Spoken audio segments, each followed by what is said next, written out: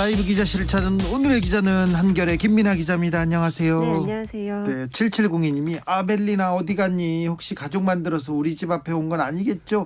요즘 까마귀 동네에 많이 온다는 그런 분들이 있어요. 국회에도 까마귀 많아요. 그런 것 같습니다. 네, 저 국회에 갔을 때 제 거 새우 과자를 까마귀가 뺏어 먹어가지고요. 아주 제가 화가 났어요. 유미라님께서 수원 까마귀 데려가세요. 런던 탑에 얘기합니다. 자, 김민아 기자, 네. 요새 여의도 상황 어때요? 요즘은 이제 본격적인 선거전에 막이 올라서 그렇죠. 분주하게 후보들은 움직이고 있고요. 네, 후보들 막 네네. 캠프 꾸려가지고 막 움직이죠. 네, 여당은 아직은 조용하고요. 그래요? 네. 여당은 좀 조용하고 야당은 캠프를 꾸리고 그리고 몇몇 친한 의원들은 가서 돕기도 하고 맞습니다. 네, 그렇죠? 네, 간사도 하고. 맞습니다. 정세균 총리가 오늘 취임 1주년 맞았네요. 네, 벌써 1년이 되었습니다. 정세균 국무총리가 오늘 SNS 통해서 1주년 기념사처럼 그 소회를 밝혔는데요. 아, 그러셨어요? 가장 먼저 말씀하셨던 게 역경 속에서 희망을 키워온 1년이었다. 이러면서 이제 코로나를 어떻게 극복했는지 지난 그 1년간의 그 고생과 소회를 표현을 하셨습니다. 지난 1년간 대한민국 총리라는 사실이 무거웠다. 네. 국민 건강과 생명을 책임진 무거움이자 위기에 빠진 민생의 무거움이었다. 이렇게 회고를 했습니다. 네. 본인 얘기를 잘 안 하시는 분이고 굉장히 조용하신 분인데 맞습니다. 요새는 조금 얘기를 합니다. 그리고 총리 과정에서 어렵기도 했죠. 총리 되자마자 코로나가 맞습니다. 터져서 하루도 못 쉬어요. 맨날 그러고 있던데 정세균 총리 우리 세균맨이 달라졌어요 하는 목소리가 여기저기서 들립니다. 맞습니다. 최근에 그 민주당의 이낙연 더불어민주당 대표, 이재명 경기지사 등 주요 대선 주자들과 약간 각이 서 있는 그런 메시지를 하나둘 내놓고 있었거든요. 네. 이제 총리가 1년이 됐으니 이후의 스텝을 좀 고민하고 있는 것 아니냐 이런 네. 목소리가 나오고 있습니다. 네. 오늘도 이낙연 대표가 띄운 코로나19 이익 공유제와 관련해서 그건 갈등 요인이 될 수도 있다면서 부정적인 의견을 나타냈습니다. 네, 그렇습니다. 지금 조금 이낙연 대표의 지지율이 네. 예전 같지 못한 상황이죠. 맞습니다. 상황이고 이재명 지사는 계속 올라가고 있고요. 맞습니다. 거기에서 여의도 정치인들은 다른 대안을 두리번거리기 시작했다는 그렇게 해석하는 시각도 있는데 거기에 지금 정세균이 지금 맨 첫 손가락에 꼽힌다 이렇게 해석해봐도 되는 건가요? 네, 정확하신 것 같고요. 일단은 정 총리도 호남 민심을 많이 가져올 수 있는 사람으로 당에서 꼽히고 있고 지금 이제 이낙연 대표 지지율이 하락세인 데다가 호남 지역에서도 이재명 지사한테 추격을 당하고 있는 상황이어서 호남 지역 민심은 우리가 새로운 사람을 내놔야 되는 거 아니냐 이런 목소리도 나오고 있고요. 정말 그 하나의 예로는 민형배 의원이라고 광주 광산 네. 지역구인 의원이 있는데 지난 12일 지역 언론 인터뷰에서 이재명 지사를 지지하는 선언을 한 바 있습니다. 아, 그래요? 네. 그리고 지금 여의도 국회의원들은 네네. 이재명 지사가 국회의원을 안 했잖아요. 맞습니다. 그래서 여의도 정치권에서는 이재명 지사에 대한 약간 뭐라고 해야 되나? 거리감이 좀 있어요. 맞습니다. 거리 두는 사람들이 훨씬 많았는데 특별히 민주당 지도부는 이낙연 체제고 이낙연 이낙연 대표한테 체제로 꾸려져 있잖아요. 그렇죠. 그런데도 이제 이렇게 지역 언론 인터뷰를 했고 오늘도 페이스북에 책임지고 다른 말씀은 드리지 않겠다. 출신 지역이 호우나 찬반 기준이 될 수 없다면서 이제 그 이재명 지사를 지지한다는 의견을 확실하게 이제 내놨는데 민영배 의원께서 네, 그런 지역의 기류를 봤을 때 그 이낙연 대표와 정세균 총리 이렇게 두 분이 사실상 대결 구도로 나중에는 가게 되지 않을까 조심스럽게 예측이 가능한 것 같습니다. 여의도에서 네. 사실 정세균 총리의 지지세가 만만치 않잖아요. 그렇죠. 정세균 계라는 사람도 많고 맞습니다. 정세균 총리는 적도 없고요. 네. 모든 사람하고 굉장히 두루두루 잘 지내는 정치력을 보여줬는데 그렇죠. 네. 좀 파괴력이 있을까요? 일단은 젠틀하고 점잖았던 정 총리가 조금씩 달라진 모습을 보이고 있다는 게 좀 감지가 됐는데요. 지난 8일에 국회에서 열린 긴급 현안 질문에서도 그때 네. 코로나 백신 관련 질문을 받고 굉장히 강하게 맞섰던 강하게 모습이 맞섰죠. 있습니다. 큰 소리 안 내는 분이 막 네. 거의 싸우시던데요. 맞습니다. 우리가 백신을 안 맞느냐, 2월에 맞을 것이다. 뭐 외국 사정을 그 나라에 가서 물어보라라고 하면서 굉장히 통쾌하게 사이다 발언처럼 느껴지는 그런 대답을 하면서 좀 본인의 존재감을 드러내는 기회를 가졌던 것 같고, 또 앞서 말씀드렸듯이 이재명 경기지사의 상승세가 만만치 않은데 이 지사에 대해서도 좀 날카로운 비판의 목소리를 내면서 각을 세우는 목소리도 냈거든요. 네, 존재감 계속 지금 보이고 있습니다. 네. 정세균 총리가. 6824님, 정세균 총리님 취임식 뒤에 노란 옷 입고 나오실 때마다 마음이 아픕니다. 이분은 정장 입은 것보다 그 노란색 민방위복 잘 어울리시죠. 잘 어울리고 네. 계속 입고 있어서 네. 교복이 아니라 그 옷으로 기억됩니다. 네. 그래서 우리 모두 코로나 이겨냅시다, 이렇게 의견 주셨습니다. 정세균 총리 존재감이 뿜뿜하고 있다는 거 김민아 기자가 전해줬고요. 그리고는 뭐 지금 이제 4월 재보궐선거의 그 격돌, 이제 뭐 총성이 울리고 지금 전쟁이 시작됐다고 봐도 되죠. 야구는 정말 이제 전쟁입니다. 나경원 전 의원 네. 어제 이렇게 독하게 선언하셨어요? 네, 독하게 선언을 하셨고, 오늘은 이제 바로 그 다음 공개 행보로 부동산 정책을 짚으러 네. 금천구의 한 아파트에 갔습니다. 금천구에 40년이 돼가는 남서울 럭키 아파트라는 곳이 있는데, 거기에 가서 이제 재건축을 원하는 주민들의 목소리를 듣고 자신이 이제 시장이 되면 굉장히 원스톱으로 재건축 문제를 해결해주겠다라고 공약을 냈습니다. 재건축을 원스톱으로 한다. 네. 이거 저기 옛날에 이명박 전 서울시장의 후보 그 공약하고 비슷하네요. 재건축, 재개발 하겠다, 이렇게. 어제 국민의힘에서 부동산 대책 냈는데 네, 맞습니다. 이명박 전 서울시장의 부동산 정책을 거의 들고 나왔다, 이렇게 지적하는 분들도 있어요. 네, 맞습니다. 나경원 그 의원의 그 정책도 다른 게 없었고요. 사실 뭐 규제를 완화해야 된다, 공급을 늘려야 된다, 민간 주도로 해야 된다, 이거는 거의 모든 후보들이 공통적으로 제안하고 있는 것으로 지금 국민의힘 보입니다. 후보들이 다 이 얘기하고 있습니다. 네, 맞습니다. 네. 특히 이제 나 전 의원 같은 경우에 재건축 속도를 빨리 해서 자기가 이제 시장이 되면은 그동안 400여 곳의 재건축이 막혀있던 것을 풀어내겠다, 이렇게 공약을 했는데요. 400여 곳의 재건축을 다 허가해 주겠다고요? 네, 뭐 사실상 그렇게 말을 했는데 정확한 그 정책은 일주일 뒤에 발표를 한다고 하긴 했습니다. 네. 다만 이제 이렇게 속도를 강조하고 있는 걸 보면은 아무래도 서울시장 임기가 단 1년이다 보니까 1년 안에 그 아파트를 짓고 뭐 공급을 늘리고 하는 건 사실상 굉장히 힘든 일일 거잖아요. 예. 그렇다 보니까 본인이 되면은 굉장히 빨리 할 수 있다, 이렇게 좀 어떻게 보면 포퓰리즘적인 공약을 굉장히 경쟁적으로 내놓고 있는 모습입니다. 국민의힘에서 지금 후보들이 계속해서 부동산 정책 내놓고 있는데 네. 국민의힘 내부에서는요, 어떤 후보가 유력하다고 봅니까? 아무래도 지지율 면에서는 나 전 의원이 가장 앞서고 오세훈 전 있다고 시장은요? 보입니다. 사실 오세훈 전 시장은 안타깝게도 지금 좀 굉장히 주목을 못 받고 있는 상황이 됐습니다. 조건부 출마, 조건부 네. 불출마, 이 이후에 약간 좀 파괴력이 좀 떨어졌나요? 그렇죠. 안철수 국민의당 대표와 만나기로 했는데 그것마저 무산이 되면서 그렇죠. 그렇죠. 네네 17일까지 이제 그 단일화에 대해서 협상을 하겠다고 본인이 공언을 했는데 그게 무산되자 이제 설 자리가 없어진 모습이거든요. 지금 또 잘못 던지셨어. 네, 만나기로 그러게요. 해놓고 안 만나줘가지고. 네, 맞습니다.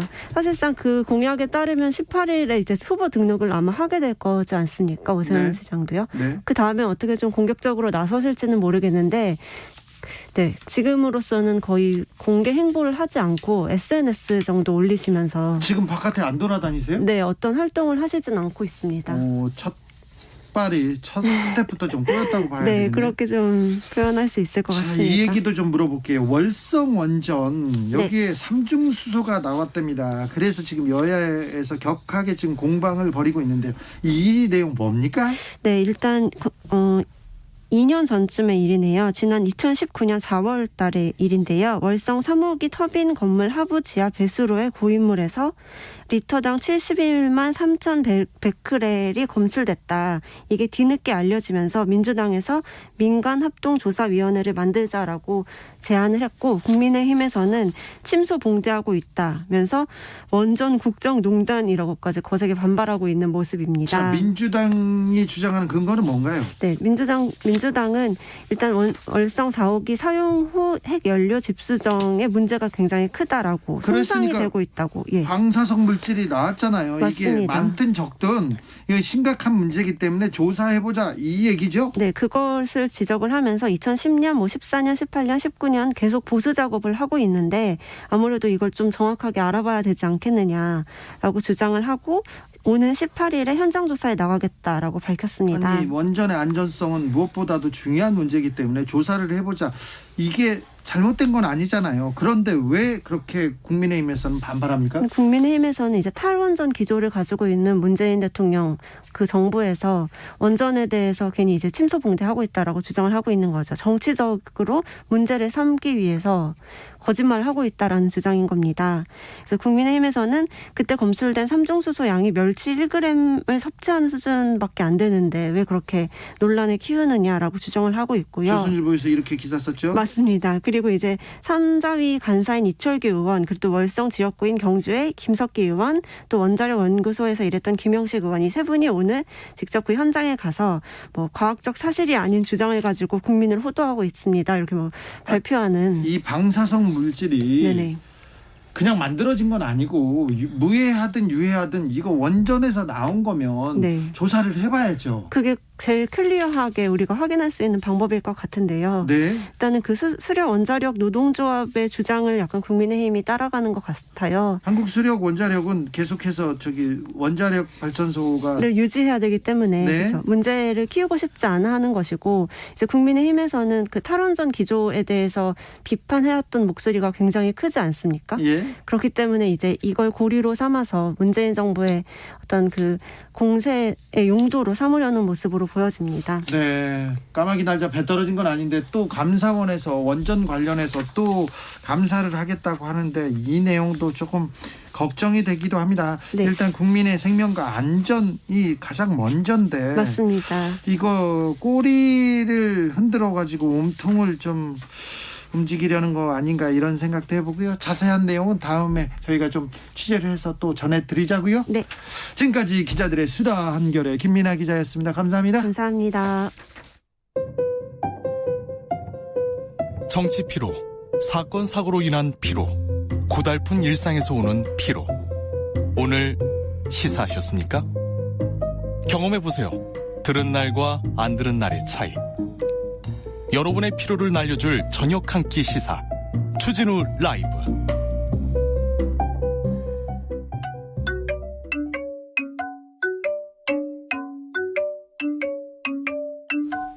넓은 관점, 색다른 분석, 기사 보는 눈을 높인다. 언론 대해부 뉴스 왜? 기사 보는 눈을 쑥쑥 높여주는 시간입니다. KBS 라디오 최경영의 경제쇼 진행을 맡고 있는 우리 경제 선생님입니다. KBS 최경영 기자 어서 오세요. 네, 안녕하십니까. KBS 최경영입니다. 네, 저 없는 기간 동안 참 정치면 정치, 시사면 시사, 경제면 경제. 아, 네. 힘들었어요. 네, 힘들었는데 너무 잘해가지고요. 제가 빨리 나왔습니다. 제가 감사함을 가지고 있습니다. 예. 밥 2번 사고 또 예, 심부름 밥 한번 사야죠, 뭐. 밥 2번 예. 사고 심부름 2번 하겠습니다. 자, 오늘 기사로 넘어가 보죠. 자, 예. 정치권에서 이 기사가 계속 나옵니다. 오늘은 중앙일보 기사를 들고 나왔는데 예. 4.7 재보선 앞두고 공매도 재개, 여당에서는 화약고 같은 이슈, 그러면서 공매도 얘기가 마구 나왔어요. 도대체 이게 무슨 소린가요? 이게 3월 16일부터 공매도 금지가 해제되는 기간이 되는 거잖아요. 이제 지금은 공매도 금지하고 있습니다. 네, 잠깐. 공매도를 금지를 하고 있죠. 공매도를 금지한 이유는 주가가 폭락을 해서 네. 지난해 3월 13일 날에 정부가 발표를 했었거든요. 네.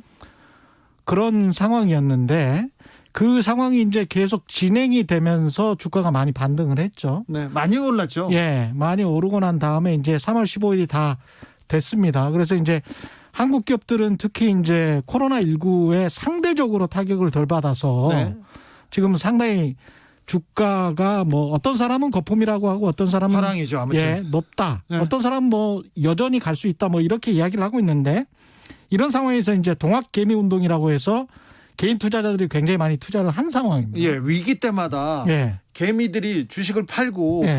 기관들은 사들이고 결국 개미들만 눈물 흘렸다. 하지만 이런 위기 때 투자에 좋은 기회다 해서 동학 개미들이 다 참전했죠. 그랬죠. 그래서 이번에는 이제 전혀 다른 양상. 그래서 외국인과 기관은 사실 포트폴리오에서 주식 비중이 굉장히 낮은 상황입니다. 지금은요. 예. 이제. 이거는 뭐 최경련의 경제쇼에 그 나왔던 애널리스트들이 은근슬쩍 최경영 경제쇼 다 예. 나옵니다. 이미 언급을 했어요. 네. 그러니까 그런 상황에서 보면 외국인과 기관은 주식을 좀 더 채워 넣어야 되는 상황. 지금 사야 될 때. 예. 그러나 싼 값에 사면 좋겠죠. 예. 예.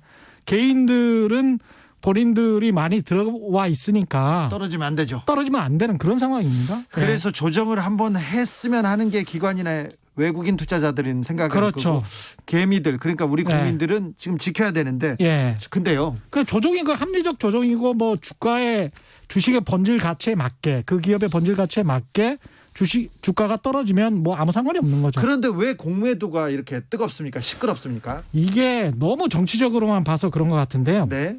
일단 공매도를 이렇게 정치적으로 볼 것인가 저는 그게 좀 이상해요. 그러니까 제목이 뭐 여당선 화약고 같은 이슈다 이렇게 이야기를 했잖아요. 그렇죠. 공매도 하면 주가가 폭락할 것 같고요. 예. 그것 때문에 선거를 못 치른다 이런 식으로 지금 거기까지 기사를 쓰는 데도 있습니다. 그렇죠. 그러면서 이제 논리를 이 중앙일보 같은 경우는 동학개미가 주도해온 이 상승장의 이면에 심각한 가계부채가 숨겨 있다 이러면서 가계부채와 공매도를 연결을 시켜서 예.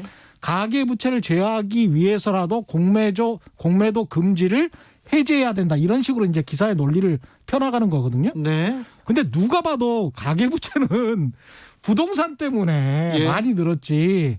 지난 3월 이후에 동학개미 운동 때문에 이 가계부채가 폭증했다 이렇게 보기는 조금 좀 힘들어요. 중앙일보에서도 계속 가계부채 화약고라고 얘기하면서 예. 부동산 잘못했다 그렇게 비판했던 기사를 기억하는데요. 그렇죠. 그래서 그런 것들을 생각을 해보면 좀 무리한 기사다. 그리고 사실은 3월 13일에 공매도 정부가 지난해 금지 조치를 발표했었을 때 그리고 주가가 폭락했었을 때 3월 4월 지난해 시장을 생각을 해보면 당시의 미래통합당입니다.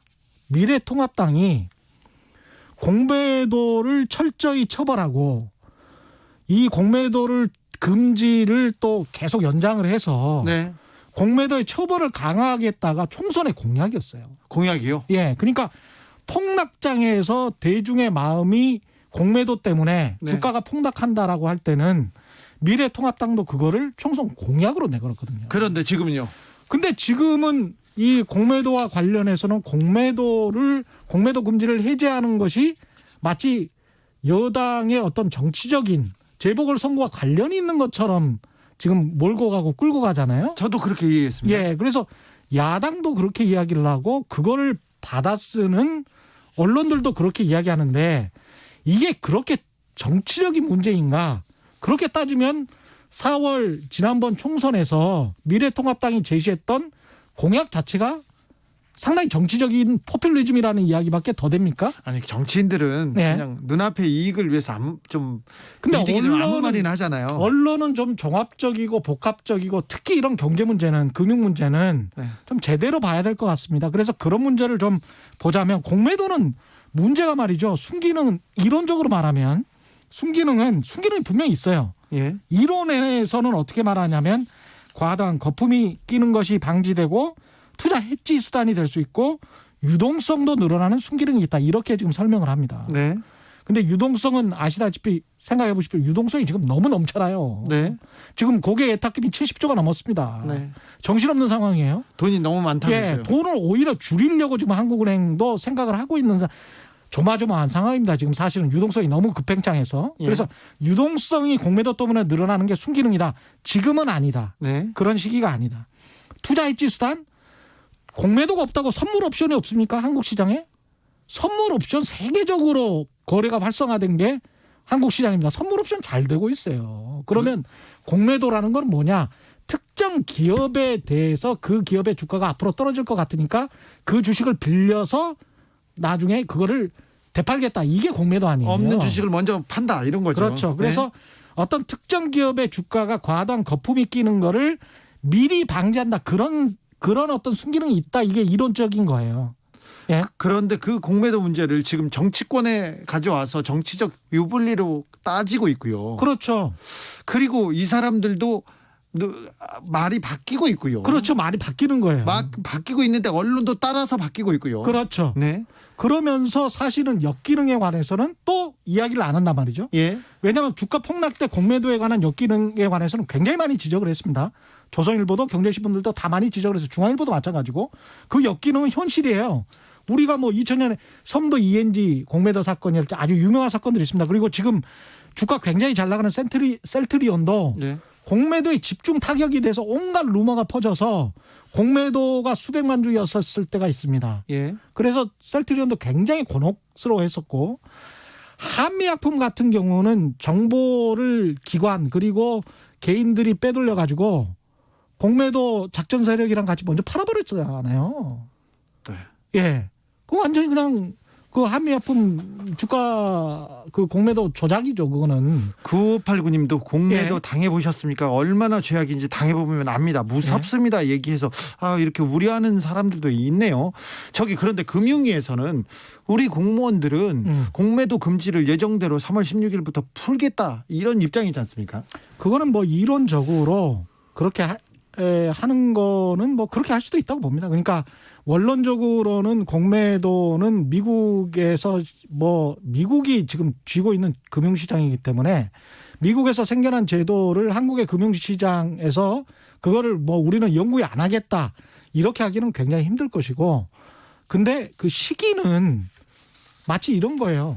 미국도 공매도를 금지하고 서킷 브레이크를 발동하고 이러는 적이 많거든요. 그거는 그러니까 마치 방역 조치가 어떤 나라는 심해서 방역 조치에 락다운을 걸고 어떤 나라는 거리두기 2단계로 가거나 2.5단계로 가거나 그거는 각국의 지금 현재 처한 주식시장의 상황 그다음에 각국의 금융시장의 상황 이거를 적절히 선택하는 문제지 그게 어떤 원칙이 있고 정확히 이 시기에 무조건 해야 된다 이런 거는 꼭 아닙니다. 예. 김종현 님이 기관과 외국인 말고 개인은 실익이 없어요. 이거야말로 불공정 아닌가요? 이렇게 합니다. 기관과 외국인은 공매도를 하는데 개인은 못하죠? 개인은 못하는 게 아니고 굉장히 어렵죠. 예. 빌리기가 굉장히 어렵고 그다음에 기관들은 서로 간에 빌려줘 버려요. 주식을. 예. 그래서 합법적인 공매도라고 하더라도 서로 간에 빌려주기 때문에 그냥 개인은 그거를 증명해야 되는 그 절차가 굉장히 까다롭기 때문에 개인이 빌려서 뭔가를 하기는 굉장히 힘듭니다. 대주주인 개인은 간혹 하는 경우가 있죠. 예. 박진호님께서 공매도 승기능 그럼 이익을 내는 세력이 없어야죠. 기관 외인이 공매도로 돈 버는데 이게 무슨 승기능입니까? 자기들 이익을 위해서 존재하는 거 아닙니까? 이렇게. 그렇죠. 그리고 제가 꼭 지적해 드리고 싶은 거는 공매도가 주가 거품을 방지한다. 공매도의 가장 성공적인 사례가 영화 빅쇼트에 나와요. 영화 네. 빅쇼트 보면 미국이 2008년 금융위기 때 그 MBS 주택담보채권 아닙니까? 그 채권을 파생상품으로 만든 CDS라고 있어요. 네. 좀 크레딧 디폴트 스왑이라는 건데 자우장 이 파생상품이 앞으로 폭락할 것이다라고 생각을 해서 공매도를 거는 세력이 있습니다. 네. 그 세력의 판단이 옳았지요. 그런데 말입니다. 미국의 금융위기가 안 생겼습니까? 생겼죠. 미국의 거품이 안 꺼졌습니까? 그 전에 엄청나게 큰 거품이 생겼었고 그리고 그 거품이 팡 터지면서 미국의 금융위기가 생겼어요. 예. 그러면 공매도를 허용해서 주가의 거품을 미리 미연에 방지해 가지고 어떤 금융위기나 경제위기가 생기지 않도록 기관이나 외국인이 조정한다. 이게 이론적인 이야기인데 공매도가 그렇게 활발한 선진국들도 계속 경제 위기가 생기고 금융위기가 생깁니다. 그리고 돈 버는 사람들은 아주 특정돼 있죠. 예. 그런 공매도 세력 돈 버는 것 이것 말고 거품이 미연에 방지된 공매도가 있냐? 없어요. 그러면 이거 예. 공매도를 금지하지는 못하더라도 공매도 문제 어떻게 해결해야 됩니까? 제도를 좀 손봐야 됩니까? 아니면 금지를 저는 이거를 약간 패러다임을 달리 한번 생각해 봤으면 좋겠어요. 예. 이 시스템을 개인도 마음대로 할 수 있게 공매도를 할 수 있게 하자. 그래서 금감위가 기관, 외국인, 개인 할 수 있게 보안을 완벽하게 하자. 그리고 철저하게 적발해내자. 철저하게 완벽하게 적발해내지 못합니다. 네. 힘들어요. 예. 개인은 끝까지 불평등할 겁니다. 또 한 가지 지적해야 될 거. 공매도를 개인이 기관이나 외국인처럼 마음대로 할 수 있다고 해서 그 개인들의 자산, 형성, 삶, 행복에 기여합니까? 그건 또 좀 어렵다고 봐야죠. 아니 그냥 주식 투자하세요. 아니 그 실체가 있는 기업에 투자해서 그 기업과 그 기업의 주인이 돼서 같이 투자해서 끝까지 간다. 이런 어떤 기업 가치에 대한 투자 이게 이제 건전한 투자, 주식시장의 건전한 투자라고 보는데 공매도는 상당히 투기적인 거예요. 아, 투기 같아요. 지금 예. 주식시장도 이거 도박 같고요. 예. 6726님도 노름판에서 돈 빌려서 배팅한다. 이거 맞나요? 이렇게 물어보면서 그겁니다. 어차피 주식도 돈 놓고 예. 돈 먹기 하는데 허가된 노름 같은데 괜찮다. 참 이렇게 얘기하는데 그냥 이거 도박이나 이렇게 좀 빌려서 투자하고 없는 주식을 사고 막 이게 아니라 건전한 투자에 건전한 주식 투자로 조금 국민들은 좀 개인들은 좀 그런 생각을 바꿔야 될 것 같아요. 쪽으로 개인들을 특히 그런 쪽으로 좀 그 유도를 하는 게 언론의 역할이기도 하죠. 언론의 역할이고 금융위의 역할이라고 저는 봅니다. 그거를 야 기관 외인도 하니까 당신들도 투기판에 들어와. 개인들도 마음대로 공매도 하게 해줄게. 예. 이거는 우리들의 행복과는 관련이 있을까요? 네, 그러니까 전혀 관계가 없는 얘기 예. 같은데 도박 같은 얘기만 계속 예. 한 것 같습니다. 예. 저는 주식도 모르고 공매도도 모르고 다른 것도 몰라가지고 참 어려운데요. 참 여기에 굉장히 많은 사람들이 관심이 있고 정치권에서도 얘기를 하고 예. 또 개인들이 관심이 있었습니다. 마지막으로 이 기사에 대해서 한 줄 평 부탁드리겠습니다. 공매도의 순기능은 이론이고 네. 공매도의 역기능은 현실이다. 현실을 보자. 예.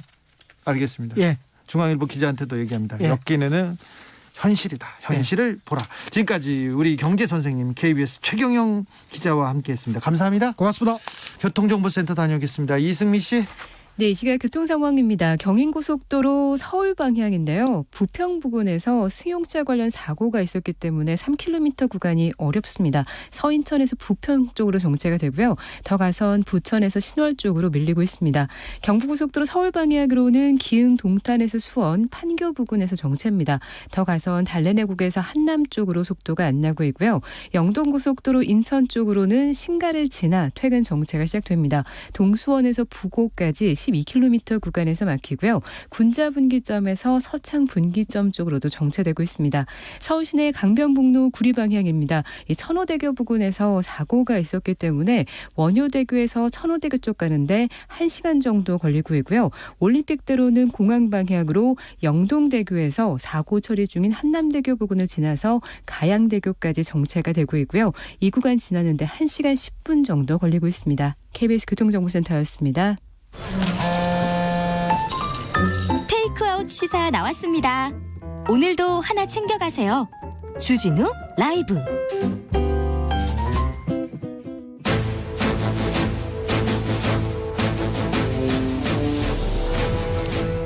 때는 2021년 여야의 5선 의원 둘이 훗날의 태평성대를 위해서 큰 뜻을 도모하였느니라.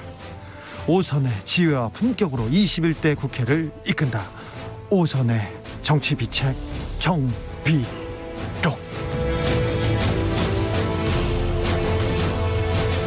소년급제 국회 입성했지만 그래도 줄서기 정치는 거부했다. 대한민국 국회는 우리가 이끈다. 국회를 이끄는 쌍두마차. 먼저 영남권 내리 5선 조경태 국민의힘 의원님 안녕하세요. 네, 안녕하십니까. 반갑습니다. 해방이후 최천지는 몰라도 수도권 내리 5선은 없었다. 안민석 더불어민주당 의원님. 네, 반갑습니다. 네. 네. 제가 의원님. 먼저 좀 신상 발언을 해야 되겠습니다. 하셔야죠. 네. 제가 지난주에 첫 네. 방송에서 네. 이 방송을 결심하게 된 이유가 그 뉴스공장 김호준을 넘어서기 위해서라고 네. 했는데 가장 재미있는 코너로 만들겠다고. 네, 근데 사실은요. 네. 제가 이제 최순실 국정농단 이후에 굉장히 힘든 시간을 보냈어요. 네. 예, 태극기 부대로부터 집중적으로 예, 제가 공격을 아주 받았죠. 아주 공격을 많이 받았는데 고소 고발을 11건을 제가 받았어요. 아, 네. 그 이후에. 별 고소 고발이 다 있었어요. 네. 그 의협 회장하시는 분 최대엽 회장, 최대집. 그분이 저를 또 고발했고요. 왜요? 말도 안 되는 이유로요. 네네. 그다음에 김학의 차관 와이프도 저를 고발을 했어요. 그랬어요? 네. 이유를 물어보세요. 왜요? 말도 안 되는 이유로. 알았어요. 네. 심지어 최소원 씨까지 저를 고발을 했어요. 왜요? 그것도 웃기는 이유로요. 네, 알겠습니다. 그래서 지난해까지 이 11건의 고소 고발을 제가 대응을 하느라고 다른 좀 외부 어떤 활동을 굉장히 많이 자제를 했어요. 고소 고발 건이 한두 개만 있어도 아유, 굉장히 그렇죠. 뭐, 네, 사실 괴롭죠. 네. 우리 보좌진들도 보좌관의 이야기가 아유 의원님 저희 의원실이 변호사 사무실 같습니다. 제가 보좌관이 아니라 변호사 사무실 사무장 같습니다. 하소연을 제가 들을 정도로. 네. 근데 다행히 지난 연말 기점으로 거의 다 틀렸어요. 네네. 예, 다 틀어내서 네. 그래서 이제 새해 들어서 좀 새로운 기분으로 이 방송에 출연하게 됐다는 그런 말씀을 제가 네, 알겠습니다. 신상 발언 제가 꼭 신상 드리고 발언 싶습니다. 엄청 중요한 얘기하는 줄 알고 방송 전부터 막 하겠다고 했는데 별거 아니었는데 조경태 의원님 신상 발언 들어볼까요? 조경태 의원님. 저는 따로 신상 발언이기보다는 우리 어쨌든 국민이 잘 먹고 잘 살아야 되니까요. 네. 조금 전에 직전에 공매도 제도에 대해서 얘기 나왔죠. 최경영 상당히 기자가. 재밌는 말씀들 많이 하셨는데요. 네. 저는 지난 20대 국회에서도 공매도 제도는 폐지해야 된다는 법안까지 발의를 했었습니다. 그때요 이미. 예, 오, 네. 최초로. 네. 그 21대에서도 저는 이 법안을 좀 발의하려고 좀 백방으로 좀 준비하고 있거든요. 공매도는 폐지돼야 됩니까? 네, 저는 폐지해야 된다 생각합니다. 왜 그렇습니까? 왜 그러냐면요. 우리나라가 유독 개인 투자자가 많습니다. 예, 그렇죠. 개인 투자자 비율이 600만 명이 넘거든요. 예. 어림잡아서. 네. 그리고 최근에 코스피하고 코스닥 지수가 많이 높아졌다. 그렇죠. 이걸 견인시키는 게 전부 다 우리 개미 투자자들. 그렇죠. 소위 말해서 동학 개미라고 할 정도로 그렇죠. 하는 그 개미 투자자들이 개인 투자자들이 네. 이 상당히 비중이 높거든요. 네. 우리나라의 그 개인 투자자가 코스피하고 코스닥을 합치면 70%가 넘습니다. 아, 그렇습니까? 네, 외국하고는 상황이 다르죠. 네. 그래서 공매도 제도는 반드시 폐지하는 것이 맞다. 저는 그렇게 생각을 합니다. 이미 20대 국회에서도 이런 법안을 내셨어요? 네, 네. 아, 안민석 의원님 신상 발언이 이렇게 좀 구체적으로 나는 이렇게 노력해왔다 이런 게 있네요. 네, 우리 저 야당 나는 의원님이지만은 당했다가 아니라, 예. 네, 이런 부분은 우리 조경태 의원님 네. 배울 점이 일단 충분히 있습니다. 점수 따고 지나갑니다. 오늘 중요한 재판이 있었습니다. 박근혜 전 대통령 징역 20년형 확정됐습니다. 특별히 감회가 좀 새로울 것 같습니다. 안민석 의원님, 최서원 박근혜 국정농단 계속 외치면서 큰 역할을 하셨는데요. 네, 우선적으로 좀 국민들에게 감사하고 미안하다는 그런 생각이 들어요. 네. 어떤 역사의 물줄기를 국민의힘으로 바꿨고 그러나 여전히 오늘 최종 판결이 난 오늘까지 몇 년이 흘렀지만은 국민들이 원하는 나라다운 나라를 아직도 만들지 못한 것에 대해서 죄송한 마음이 있습니다. 네. 그리고 오늘의 판결은 사필귀정이라고 저는 정의하고 싶습니다. 조경태 의원님도 한마디를 좀 정리해 주십시오. 네, 오늘 판결에 대해서는 뭐 지금까지의 사항을 쭉 지켜봤을 때 예견된 그런 판결이었다. 네. 저는 그리 보고 있고요. 어쨌든 앞으로 정치인이 특히 국가를 운영하는 책임자의 경우에는 더욱더 무겁게 예. 국가와 국민을 위해서 겸손하게 또 오로지 국가와 국민을 위해서 노력하는 그런 정치를 펼하는 그런 교훈이 담겨져 있지 않나 이렇게 보고 있습니다.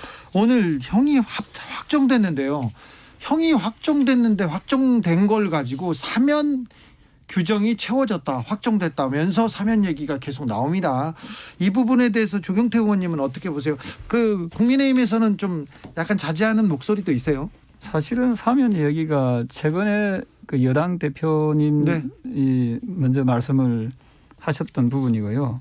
이 부분에 대해서는 이제 대통령의 고유 권한이기 때문에 그 우리가 왈가왈부하는 것은 좀 옳지 않다 이렇게 보고 있습니다. 그러십니까? 네.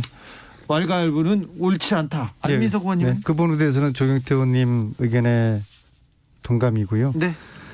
대통령의 그 결단, 대통령의 고유의 이제 권한이기 때문에 이것을 오늘 이제 야당도 이제 막 이야기하기 시작하던데요. 네.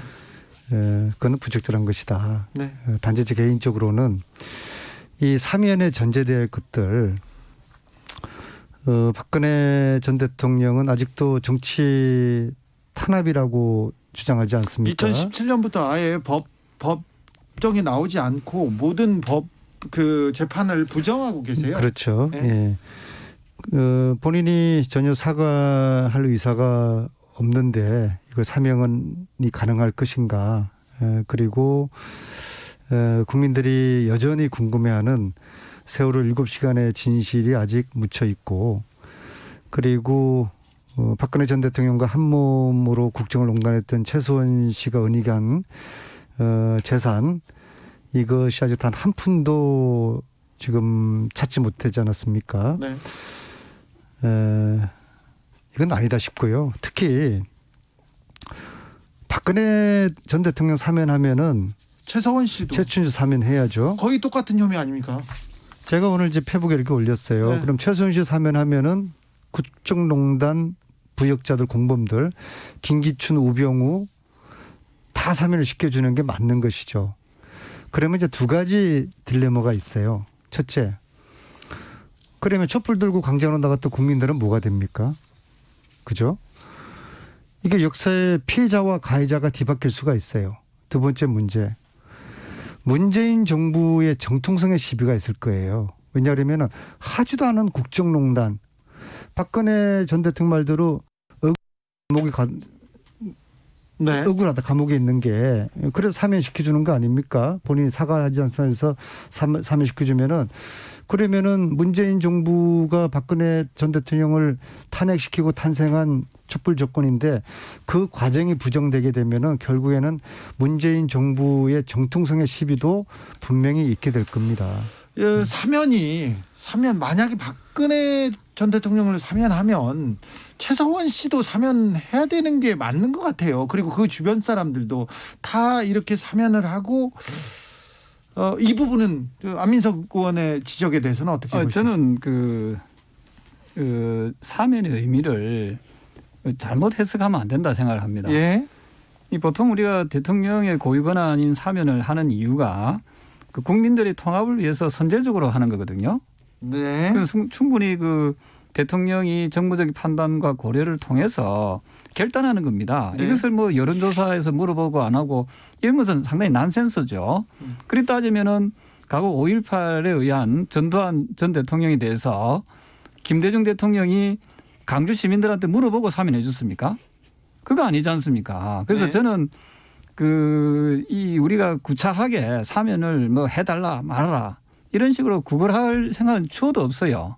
다만 이 문제는 대통령이 전에 있었던 그런 전례를 봐가지고 사면할 것인가 말 것인가를 고민하면 되는 문제지, 이걸 가지고 사과하고 반성하면 해주겠다 뭐 이런 식으로 나가게 되게 되면은 오히려 국민 통합을 위한 이 사면의 그 본질이 흐려지고 이것으로 인해서 훨씬 더 그 분열을 조장할 수밖에 없다 이렇게 보고 있습니다. 조경태 의원님 저 말씀이 아주 상당히 그 아주 고도의 전략적인 저런 발언이라고 생각을 합니다. 정치적 발언인가요?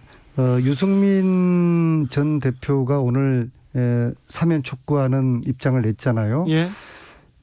유승민 의원 주장보다 조경태 의원님 지금 말씀이 더 고단수의 저는 그 정치적인 발언이라고 보는 게요. 조경태 그냥 의원 고단수죠. 주장하는 게 아니라 네. 공을 문재인 대통령 던지는 거예요. 네. 당신이 책임져라. 그리고 네. 그 속에는 여당 대표가 이미 이야기했으니까 너희들이 책임져라. 집권 여당에서 책임져라. 대통령이 책임져라. 공을 던지는 거거든요. 그러면 네. 이게 고민이 저희들한테 있는 것이죠. 그런데 저는 대통령께서도 그러실 것 같아요. 이 판단의 중심에 국민들을 세워야 된다. 예. 사과하지 않았는데 국민들이 용서하라고 할 것이냐.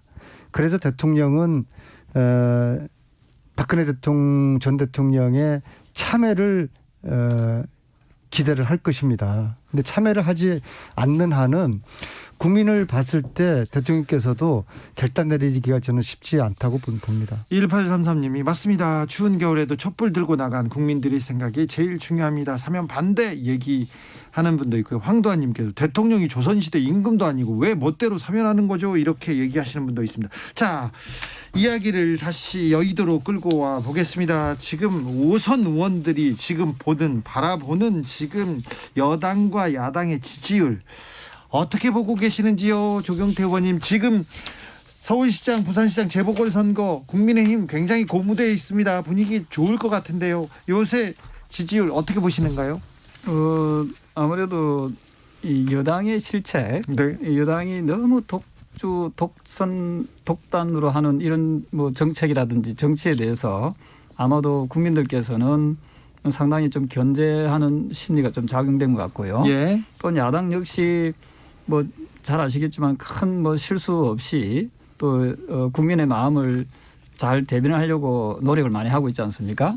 자, 그러면서 지금 국민들께서는 이제 우리 국민의힘당을 대안정당으로 인식하기 시작하지 않았나. 이제서는 국민들이 국민의힘을 대안으로 보기 시작했다. 대안정당으로 인식하기 시작한 것 같습니다. 그게 이제 아마 고스란히 여론조사의 결과에도 좀 드러나는 것 같고요. 예. 그래서 우리는 좀 더 이럴수록 더 겸손하게 예. 더 낮은 자세로 국민을 위하는 그런 정책을 많이 개발하고 또 그런 부분에 대해서 또박또박 저희 정당이 좀 이어나가길 바라고 있습니다. 네.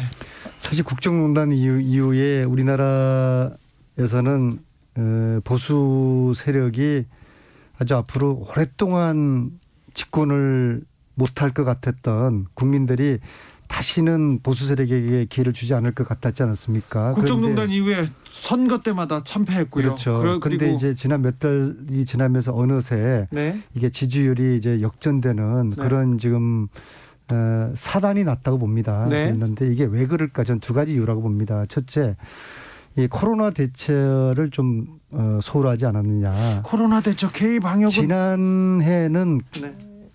우리가 K 방역이 세계적으로 높게 평가를 받을 만큼 국민들도 자부심이 있었는데 네. 백신 문제를 바라보는 국민들의 생각이 굉장히 시선이 차가운 것 같습니다. 왜냐하면은 이게 사람이 그렇거든요. 콩 하나라도 나는 못 먹는데 옆 사람이 먹으면 열받는 거거든요. 그게 크죠. 아니 K 방역 잘한다고 우리가 칭찬해 줬는데 다른 외국에서 40개 나라나 지금 백신을 맞고 있어. 우리나라는 뭐 한 거야? 정부와 청와대는 뭐 한 거야? 이래서 이 코로나 전국에서 국민들 이 시선이 차가워졌고요. 이게 이제 지지도 하락의 첫 번째 원인이라고 저는 보고 두 번째는 이제 소상공인들의 민심이 지금 차가워졌어요. 네. 자영업자가 우리가 세계에서 거의 비중이 가장 비중이 거의 네. 뭐 4가구 중에 한 집이 자영업을 하고 있으니까 미국이 7%인데 우리나라가 25%라고 그러지 않습니까? 네. 자영업자들의 위기는 우리나라 서민 경제의 몰락으로 이어지는 것이거든요. 코로나의 예. 직격탄을 받은 게 또 그런데 자영업자예요. 보니까 역시 마찬가지로 아까 제가 콩 말씀드렸지만은 독일이나 일본이나 캐나다나 이런 선진 국가에서는 자영업자들의 영업 피해를 국가가 보상을 해주고 네.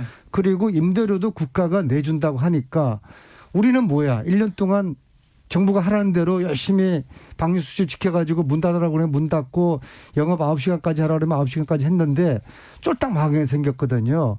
그래서 헬스장 대표들을 필두로 하는 자영업자들의 지금 반란이 시작되고 있는 거예요. 그래서 이 두 가지가 지지율 하락의 원인인데 앞으로 이제 선거 때까지 90일 정도 남았지 않습니까? 90일은 앞으로 900일 정도의 먼 기간이에요. 그래서 백신을 이제 2월 말부터 시작을 하면서 첫 번째 지지율 하락 요인을 우리가 만회하고 두 번째로는 마치 정부와 여당에서 자영업자들을 위한 대책을 현실적으로 수립을 지금 하게 할 거라고 우리가 작정을 했으니까는요. 이 부분을 해결하면 지지율은 다시 반등할 거라고 봅니다. 조경태 의원님 어떻게 생각하십니까?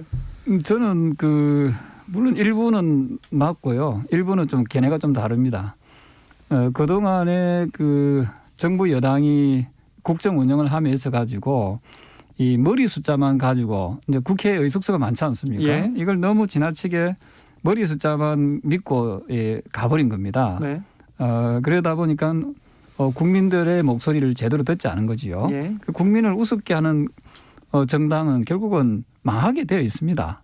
지금도 물론 소상공인 문제나 코로나 대책 문제는 뭐 꾸준히 저희들도 계속 주장했던 그런 내용이기도 합니다만은 네. 그거는 전체적으로 여당의 지지율 하락의 일부에 지나지 않는다 생각합니다. 예. 저는 가장 큰 지지율 하락의 요인 중에 하나가 바로 저는 부동산 문제라고 생각하거든요. 네. 집 가지고 있는 게 그 큰 죄가 아니지 않습니까? 네. 그리고 과거에는 월세에서 전세로, 전세에서 또 자가로 가는 이 나름대로의 사다리가 형성이 돼 있었습니다. 그런데 문재인 정부는 물론 뭐 잘하려고 노력을 했겠죠. 많은 이 상당히 반시장적인 정책을 펴 나감으로써 월세에서 전세로, 전세에서 자가로 가는 이 사다리를 다 끊어버린 거지요. 그러니까 지난번에도 말씀드렸다시피 이 임대차 3법의 서민들을 위해서 좋은 정책이라고 봤지만은 그것도 막 국회에서 밀어붙여 가지고 억지로 통과시킨 거 아닙니까? 네. 그런데 5개월이 시행된 지 5개월 만에 5년치의 그 전세값이 올랐다는 거 아닙니까? 아무튼 부동산 정책은 국민들한테 굉장히 걱정과 그렇습니다. 심려를 끼친 거는 맞는 것 같아요. 그래서 지금도 집을 가지지 못한 분들이 더 고통받고 있고요. 예. 그래서 지금이라도 이 잘못된 정책에 대해서 깨끗하게 시인하고 그러면 이걸 다시 바로 잡으려고 하는 그런 노력들 네. 특히 그런 과정에서 여야가 서로 머리를 맞대고 서로 고민하는 그런 부분들이 좀 매우 필요한 시점이 아닌가 보고 있습니다. 조경태 의원 말대로 국민의힘의 지지율의 상승은 정부 여당의 실책에 따른 반사 이익으로 보이는데 그런데 제1야당이 이제 대한정당으로 인식됐다. 근데 정책이나 노선 이런 거는 아직 그러면 국민의힘의 비전이나 다른 대안은 뭐지? 여기까지는 아직 안 가는 것 같아요. 예, 지금도 꾸준히 노력은 하고 있습니다만은 저는 이제 21대 국회가 네. 또 21세기의 좀 정치는 좀 실용적인 정치가 됐으면 좋겠다는 거죠. 실용이다. 지금 보십시오. 국민들 먹고 사는 문제와 어찌 보면 전혀 무관한 공수처를 통과시키려고 얼마나 이 정부 여당이 무리함을 보냈을까. 아까 참 좋은 지적을 하셨습니다만은 소상공인들이나 일반인 국민들은 먹고 사는 문제가 가장 중요하거든요. 제일 중요하죠. 그래서 이런 문제에 대해서 좀 우리 당이 좀 더 앞장서서 국민의힘 하면은 실용 정치를 실현하는 그런 정당이다 하는 이미지로 좀 나아갔으면 좋겠습니다. 지금 말씀하시는 것처럼 야당이 저렇게 합리적이라면 얼마나 좋겠습니까? 조경태 의원처럼 실용적이라면 좋겠어요. 저도. 그런데 사실은 지금까지 야당 행태를 보면은 정말 반대를 위한 반대. 정말 어떻게 보면은 속으로 뭐 나라가 거들나기를 바라는 듯한 그러한 이제 행태를 보여왔고요. 지금 말씀하신 이제 부동산 정책 관련해 가지고는 저희들도 사실 뼈아픈 대목이에요. 어디서부터 꼬였는지를 우리가 성찰하고 있는 건데요. 근데 이거 역시 여야가 함께 이게 책임을 져야 되는 겁니다. 특히 박근혜 정부 시절에 빚내서 집을 사라고 그러지 않았습니까? 정부가. 예, 예. 그래서 투기를 정부가 조장을 한 거예요. 예. 그때 이제 갭 투자가 시작이 됐고 하우스 푸어를 양산하게 된 것이거든요. 그래서 이 문제를 박근혜 지난 정부하고 지금 현 정부하고 분간을 해서 우리는 과거에 잘했는데 당신들이 잘못해서 부동산 이게 이런 사단이 났다라고 그렇게 이제 말씀하시는 거는 조금 좀 조경태 의원님 답지 않는 말씀이지 않나 이렇게 싶고요. 책임이 있으면은 여야가 함께 저희 여당도 책임을 저희들이 지겠습니다. 그러나 국정을 함께 고민하고 대안을 찾아가려고 그러면은 합리적인 이야기들을 여야가 함께 나누고 책임도 함께 지는 그러한 좀 새로운 정치 풍토가 필요하다고 생각합니다. 조경태 의원님? 예, 이 부분에 대해서도 일부는 맞고 일부는 좀 견해가 다르다고 생각하는 게요. 사실은 아마 지금 국민들께서 다 뼈아프게 느끼실 겁니다.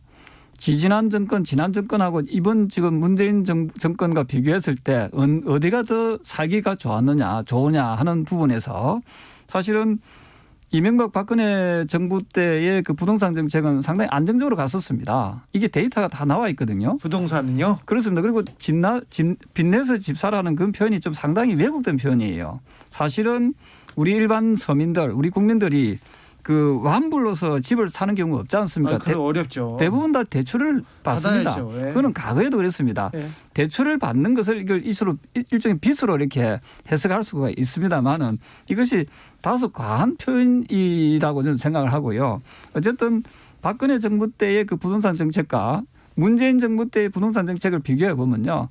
분명 그 전 정권인 박근혜 정부 때의 부동산 정책이 지금보다 훨씬 더 안정적이었다. 이 말씀을 드릴 수 있습니다. 안민석 의원님. 네, 네. 부동산만 가지고 정권을 평가해서는 안 되겠죠.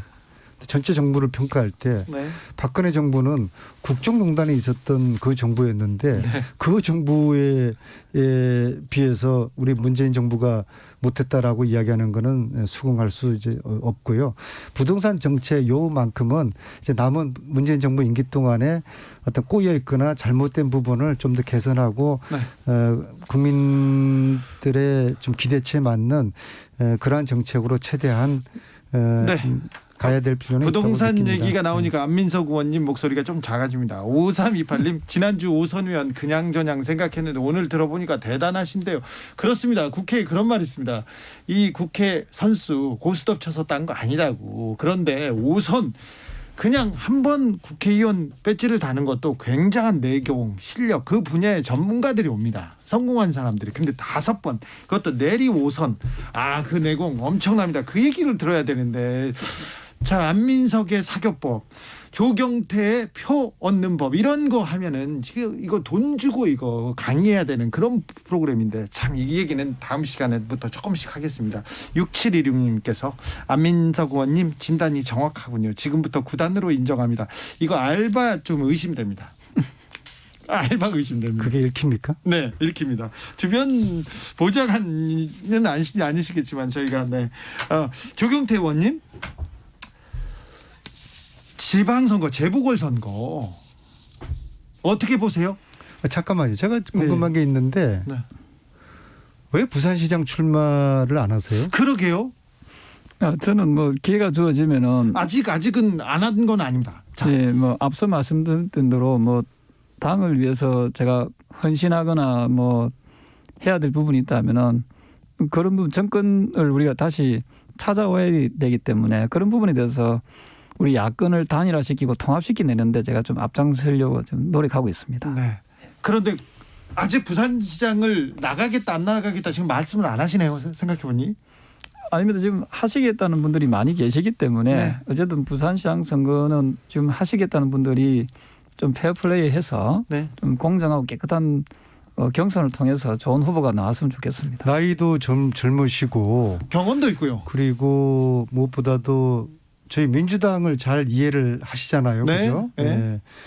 그리고 부산서 내리 5선을 하셨으면은 강력한 카드죠. 강력한 후보죠. 우리로 볼 때는 굉장히 아주 두려운 그런 후보가 될 것 같은데 그럼 생각을 지금 고민을 하고 계신 거예요? 아니면은 다른 방향의 생각을 하고 다른 계신 거예요? 방향에서 뭐 저는 우리 당을 좀 더 수권정당, 대한정당으로 나아가기 위해서 제가 좀 필요하다면은 거기에 제가 좀 헌신하려고 노력하고 제가 있습니다. 가장 싫어하는 대답이 저런 가부적인 원론적인 그런 왜냐하면 지금은 그런 말을 그렇게 할 하지 수가 맙시다. 우리 마이크 끄고 저 구석방에 가가지고 어떻게 되는지 다시 물어볼까요? 민생 그렇게 살지 맙시다. 예, 제가 노력하겠습니다. 알겠습니다. 노력까지 잘 살도록 노력하겠습니다. 네, 90까지 노력까지 하세요. 자, 자세한 내용은 저희가 뒤에서 회의를 해가지고 다음 시간에 알려드리겠습니다. 정비록 마무리하겠습니다. 더불어민주당 안민석 의원님, 국민의힘 조경태 의원님 오늘도 감사했습니다. 네, 감사합니다. 구태경님께서 조경태 의원님 꼭 공매도 폐지 법안 부탁드릴게요 얘기합니다. 조경태 의원님이 20대 국회에도 폐지 법안 발의했다고 합니다. 어반자카파의 목요일 밤 들으면서 주진우 라이브 여기서 인사드리겠습니다. 저는 내일 오후 5시 5분에 돌아옵니다. 지금까지 주진우였습니다. 둘이서 달래 어디든 맘을 가득 채울 너와 나 그곳을 향해 Wherever you are 이리저리 튀다 정해진 모든 걸